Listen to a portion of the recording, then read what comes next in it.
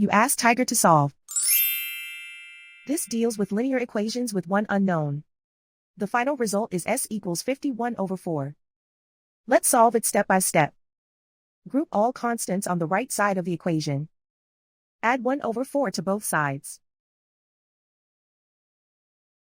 Combine the fractions. Combine the numerators. Reduce the zero numerator. Simplify the arithmetic. Find the lowest common denominator. Multiply the denominators. Multiply the numerators. Combine the fractions. Combine the numerators.